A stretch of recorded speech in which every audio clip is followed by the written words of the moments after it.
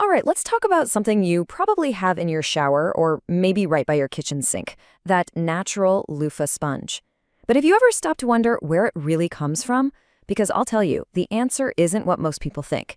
It actually starts in a garden.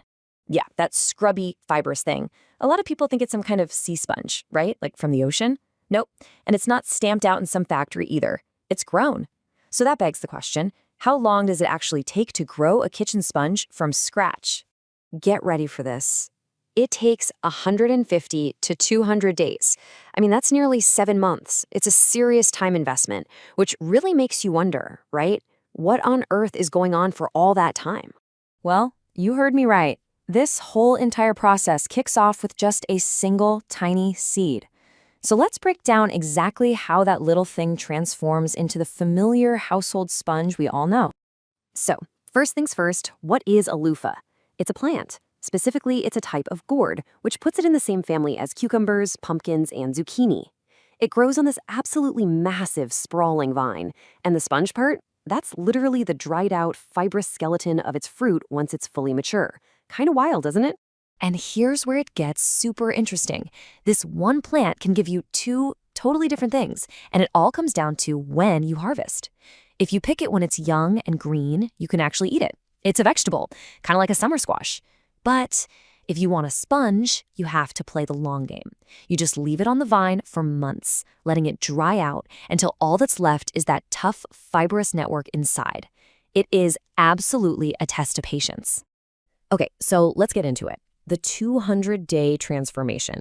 How does this all happen? It's a long haul, for sure, but we can break it down into a few really key stages. All right, check this out. The first few months are pretty standard garden stuff, right? The seed sprouts, the vine starts taking over everything, you get flowers, and then you get little baby fruits. By about day 120, you've got something you could actually pick and eat. But the real magic, the part that actually makes the sponge, that happens in that final long haul stage. We're talking from day 120 all the way up to day 200, maybe even more. That's when the fruit just sits there, maturing and developing all that fiber inside. But here's the thing. Just because you plant it doesn't mean you're going to get a sponge. Not at all. Growing one of these is, well, it's like a gardener's gauntlet. The plant has to survive a whole bunch of challenges to make it to the finish line. And, success really boils down to three main things. I call them the big three. You need tons of sun, lots of heat, and, you guessed it, a whole lot of time.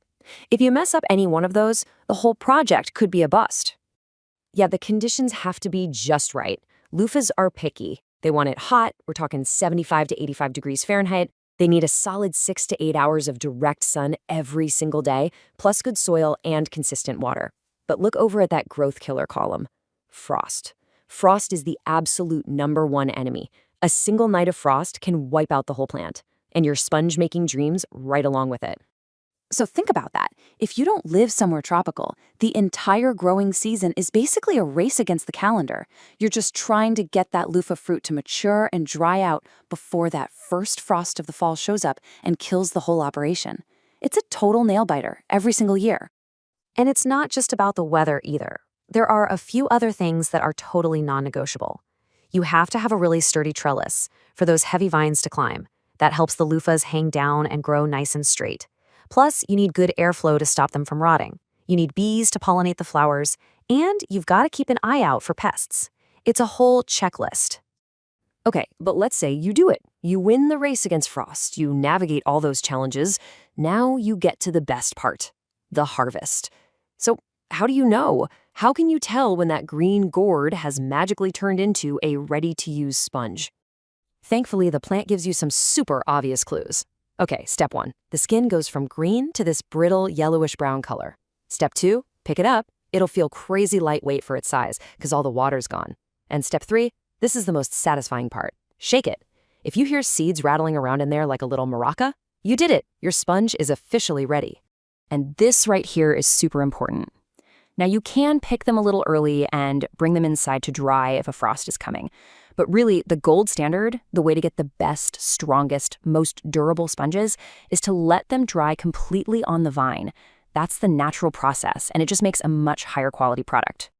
So after hearing all that, the 200 days, the race against frost, all the work, you might be thinking, why would anyone even bother? Well, the payoff, the sustainable payoff, is so much bigger than just getting a free sponge. Here's why it's so worth it. What you end up with is 100% natural and plant-based.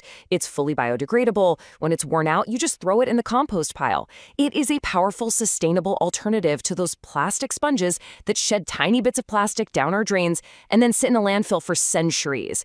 This helps fight that microplastic pollution problem. So I'll just leave you with this thought.